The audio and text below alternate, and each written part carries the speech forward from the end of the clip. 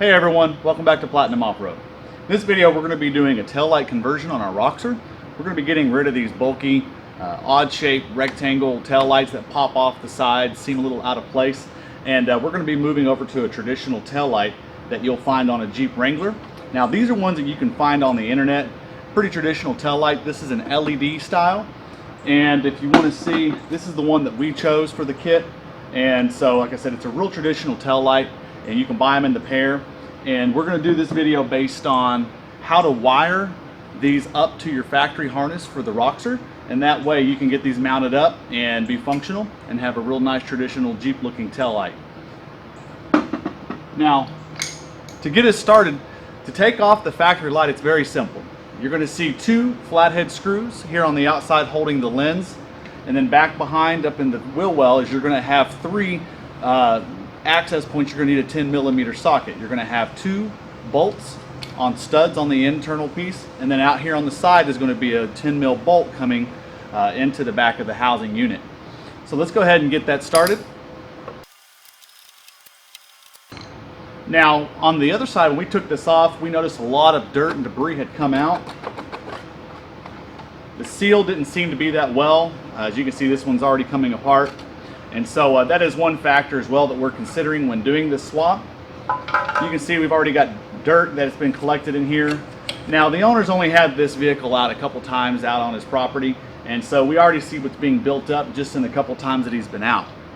So that's kind of alarming if you think about longevity of the product and whether or not this is going to be a tail light that's going to last you long term.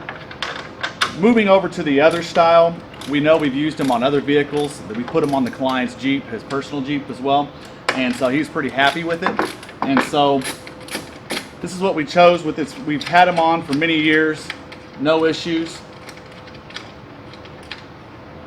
and we hope that we get the same thing for the Roxor. Now if you notice that it's being held up with the wire loom itself, down underneath the wheel well is a simple little connector. You're just going to push the tab and separate the pin, and it should come right apart for you. There we go. So if we notice though, we've got multiple wires coming through this wiring loom that we don't have on our new tail light. We've got 3 wires on our new light, and we're looking at 5 wires coming off the Roxor tail light harness. So what we're going to do in this video is we're going to show you what it takes to get this harness tail pin into this harness from the Jeep tail light. And that way you can plug this right up to the Roxor and it'll work just like factory. Over at the bench, we're going to go ahead and let's open up and take a look at which wires are going to be hosting each light here within the Roxor tail light. So if we look, we had our lower light is the reverse. So we want to pay attention that the gray wire coming out through the pigtail is the reverse line. So we're going to pay attention to the reverse circuit as we move over to the Jeep tail light, and then of course the brake and the turn. Now what we noticed is that the Roxor tail light has an independent ground. However, on the Jeep tail lights, these are grounded via the actual body itself, but we need to take that ground and we need to put it into the factory Roxor harness, so that way it's going to now ground this entire unit through the harness itself into the Roxor chassis. So one thing to think about when we move over to the Jeep tail light is we're going to have to pull a ground wire in through this harness and put it in, and we're going to ground it to this backing plate inside the tail light. We'll get to that in just a moment on how we did that. So again, focus on which wire is running the brake, which wire is running the reverse and turn. So we're going to go ahead and show you real quick which wire is doing which, and then we'll start migrating over and prepping up the Jeep tail light. Once we've opened up the Jeep tail light, we're going to be able to start to see which wires are doing what for it. So if we look down, we're going to be able to move up, up I guess. We're going to be able to look and see that the reverse circuit is going to be utilizing the green wire that we saw in the original harness coming out. So we'll go ahead and make that mark of which it was doing. Now the green wire in the Jeep tail light is going to be matching up with the gray wire, this lower bulb, on the Roxor tail light. So if you're writing this out, you can go ahead and use the image that we have here that we drew out on the whiteboard for you, and that way you can go ahead and match up your wires. Notice now that the red wire in the Jeep harness is going to be going with the brown wire from your Roxor harness. The black, original black wire in the Jeep harness is going to be going with your white wire from the Roxor. And then, of course, we've already identified the green goes to the gray of your Roxor. And then what we need to do is we now have a new wire that we're going to work with. If we look back at the inside of the housing, I mentioned earlier that on the Jeeps, the actual backing plate on these tail lights is what grounds it to the body. Now, if you look here, the ground coming to the actual plate, this is going to be your ground wire for this circuit. So what we're going to do is we're going to take an extra wire, we're just going to plumb it right here with it, and then we're going to fish it through the tail light loom and then join it with the harness. So that way when we make all of our connections out here with the pigtail off of the Roxor harness, we're going to be able to go ahead and integrate that into the ground wire from the Roxor. So that way we'll now be grounding this unit through the Roxor harness as it goes back up the chassis in the Roxor. So let's go ahead and we'll prep that wire and we'll start to get this pigtail freed up, and then we'll start making our connections and move it back to the Roxor and get it mounted.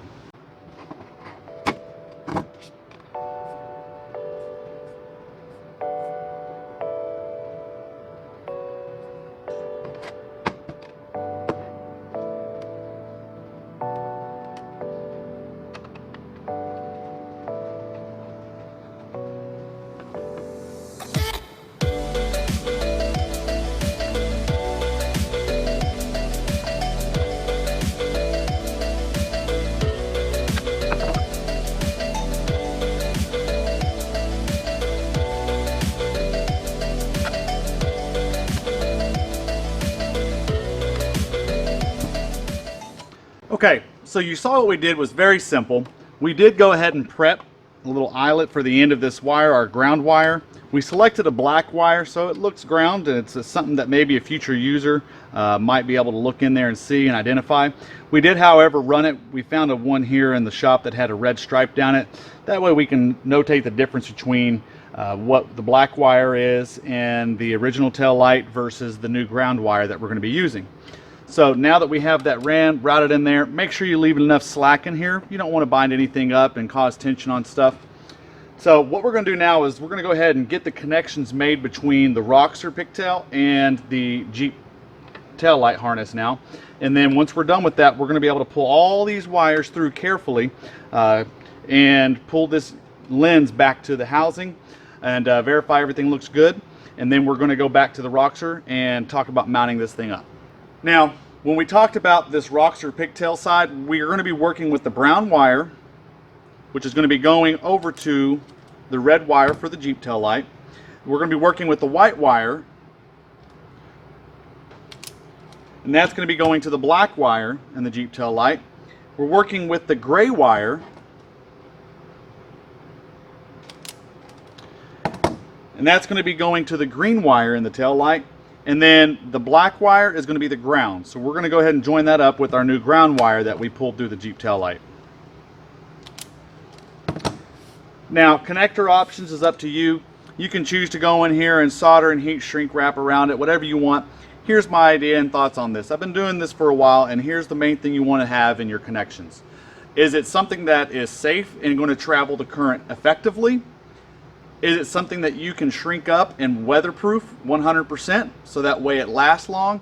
And then obviously, do you have proper continuity? You want to make sure to tug and pull on those regardless of whether you're just doing solder with heat shrink or if you're doing a butt connector style that shrinks and has a gel fill. Whatever you're doing, just make sure it hits those points, and that way this will last you a long time, and it'll work out safely for you as well. Now what I like to do is, because I'm working with this long enough wire, I cut enough off of it. Whenever we put this into a final loom underneath the wheel well, we want it to fit inside a loom. If you bundle up, we're going to use a heat shrink gel connector. It's got a gel fill. Once we heat it up, it'll shrink up and seal really well. If you put those and bundle those all up, they're not going to fit inside that loom very well. So offset your cuts, and that way if you're using butt connector style, you can fit them inside a loom pretty well. So make sure you try to think about that as you're planning out your wiring.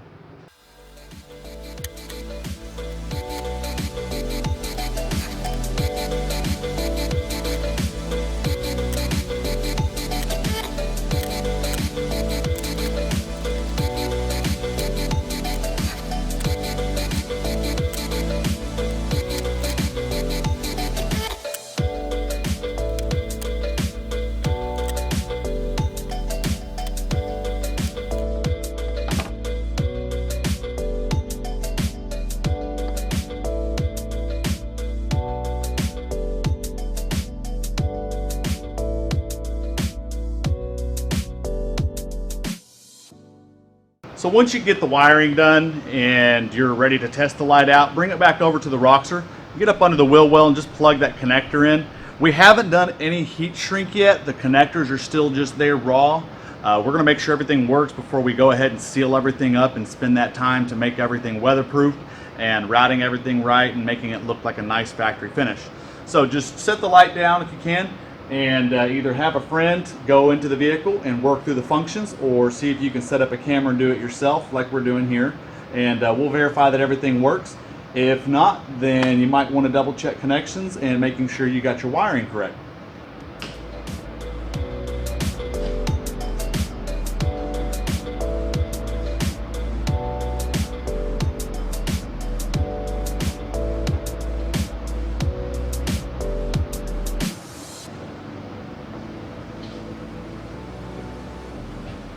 So there you go. If everything worked out well for you, then what we're going to do is break it back off, disconnect it from the harness. We'll seal up all of our shrink and we'll run a loom down the wiring to make it look like a nice factory finish. And then before we put the lens back on permanently, we're going to go ahead and see what it takes to get you guys set up with mounting it to the rear quarter panel, just as the factory Jeep tail light is to be done. Okay, so in this next step, we're going to go ahead and get the tail light mounted to the quarter panel. The convenient thing about that is that I leave all my bolts over here and I don't have them. We're back. All right, everyone, so the next step is we're going to get the tail light mounted to the quarter panel. To do that, if you look in here, you've got 3 holes that are within the tail light. Now, this is the factory tail light. These 3 bolts are going to be bolting into the back of a Wrangler with threads that are already there in the body. The Roxor doesn't have that. However, we noticed that from where the wiring loom is going to go into the quarter panel, just above it set a factory hole for the mounting of the old tail light that is actually right in place with where the upper hole is going to go for the new tail light. So let's go ahead and fish through your wire and line up that upper hole. That's a good point to start with. Now we're going with a little bit beefier bolt, than what you maybe want to go with. You can use like a 1/4 bolt. This is a 5/16. It's just what we had sitting over there on the shelf where they all matched. So we're going to go ahead and send that guy in.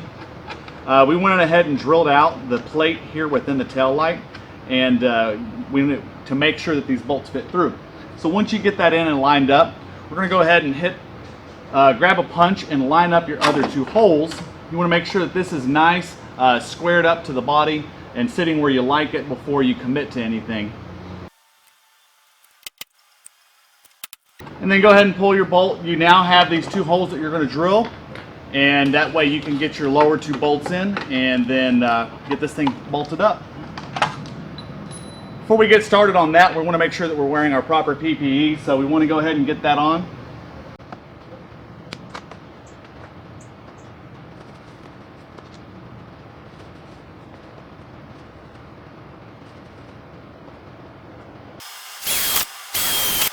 When working with sheet metal, you always want to start with a smaller hole, and then you can work up to a larger. If you go straight to a larger bit, it tends to want to walk around a little, but on top of that, once it finally breaks through on a large bit, it's going to grab your drill, or it's going to distort the metal. So always work your way up, starting with the small pilot hole.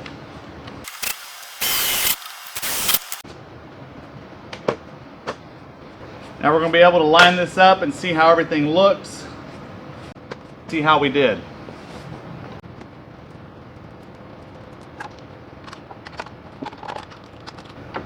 Get a little excited sometimes about this stuff.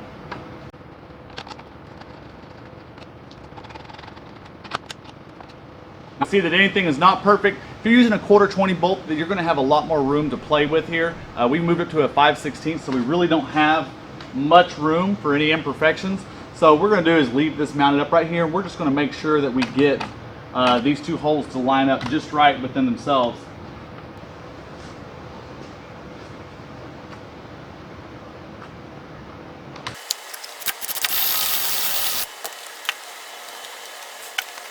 Let's try it again. So now that we have these other ones lined up, we have the top bolt, like I said, was one that was already there. Once we add in these lower 2 bolts, we're going to get double the trouble and really anchor down this light.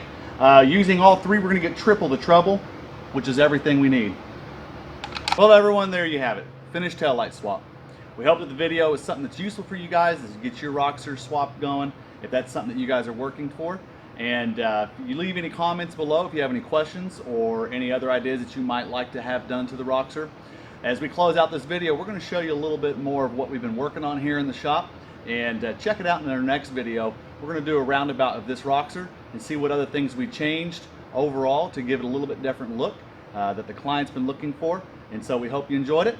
Stay tuned, make sure you subscribe and like the video. We'll see you next time.